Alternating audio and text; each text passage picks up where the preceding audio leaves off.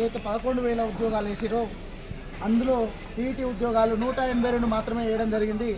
మరి ప్రభుత్వం అన్నట్టుగా ప్రతి స్కూల్కి ఏదైతే పీఈటీ అన్నారో మరి అది పాటించకపోవడం చాలా దుర్మార్గం. మెగా డిఎస్సిలో 25,000 పోస్టులు భర్తీ చేసి అందులో పీఈటీ ఉద్యోగాలు 1,676 ఏవైతే ఖాళీలో అవన్నీ పూర్తి స్థాయిలో భర్తీ చేయాల్సినటువంటి బాధ్యత ఉన్నది. 308 ఫిజికల్ డైరెక్టర్ పోస్టులు కూడా వేయాల్సినటువంటి బాధ్యత ప్రభుత్వం మీద ఉన్నది.